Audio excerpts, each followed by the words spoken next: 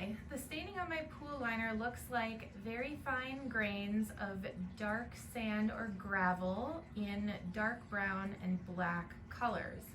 It is on both the floor and the walls. I'm confused as to what it is, as it will not brush away. Chlorine will not remove it. My pH and alkalinity levels are low now, as I've been told this could be fine gravel trapped by a calcium layer, and to lower the levels so I can scrub it more easily. I've done this, but it still will not come off. Any help would be appreciated. So likely this is, it is in fact a calcium deposit, probably caused by an electrolysis of something. There's two ways that this could happen. It could be a bit of electrolysis going on in the pool where there's trace voltages of electrical in the water.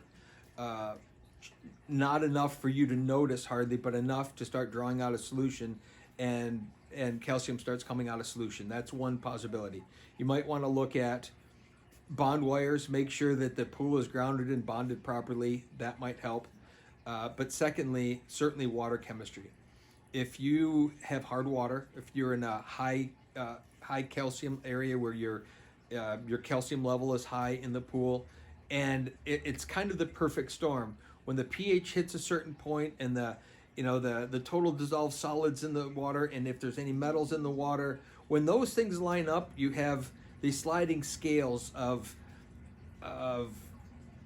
I don't know how to put it, if the temperature's just right, if the pH is just right, if the calcium hardness level is too high, if there's other metals in the water. When those things line up in a certain way, you'll get deposits to happen. And it may very well be that that's what's happening, is you have kind of the perfect storm of things.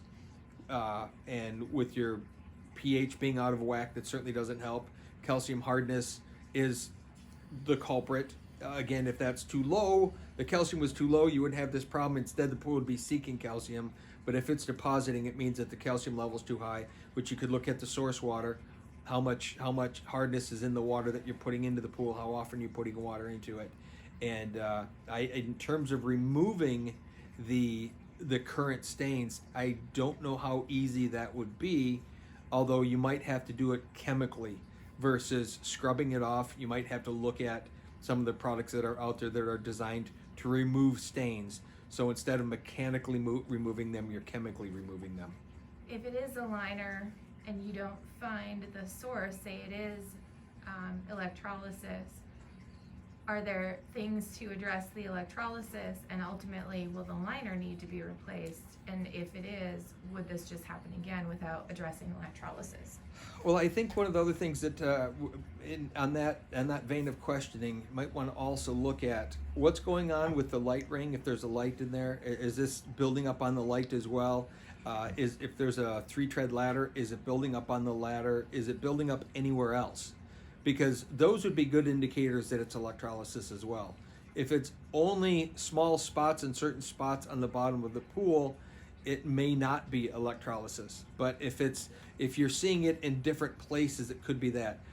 What needs to ultimately happen is the pool does need to be bonded and grounded properly. Otherwise, you could replace the liner and it would happen again for sure. And oftentimes, older pools in particular that have gone through renovations, what happens is there's a lot of companies out there that just, guys work for someone else and decided to go out on their own, and next thing you know, they're renovating pools and they're tearing out pool decks and putting in, especially concrete guys, they'll because they pour pool decks, then they decide that they're going to become a contractor to remove decks and pour new ones on their own. And oftentimes when they do that, they break up the old deck, they break up the bond wire, and the pool is no longer bonded, and they don't understand why that silly wire that they kept hitting in the concrete, what that even means. So oftentimes they don't do anything about it because, like, the pool doesn't stop running, the pump doesn't shut off, they don't imagine one way or the other, so they just pour another patio in there. And now what happens is you have a pool that's not bonded. And because over time our systems are getting worse, not better, we're getting more leaching into the ground, electrical leaching into the ground from our power sources, from every buried cable and wire we put in our houses and running down the property lines, the main roads, and all of that, that leaches electricity into the ground, and it finds the water, and it finds a pool.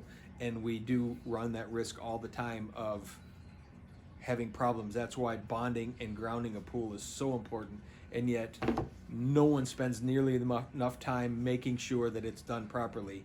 And so that's something that if it turns out to be an electrolysis problem, long term, short term, it's not going to hurt much other than staining some things, and maybe the equipment doesn't last as long. But long term, you can replace a liner and have it happen over again. Might take some time because water chemistry is going to come into play. Pull the old liner out, put a new one in, you have fresh water. It's going to take some time for that perfect storm to happen again, but it's likely to. Not only that, probably always safer and better, or is always safer and better, to have a properly bonded and grounded pool. So, hope that helps.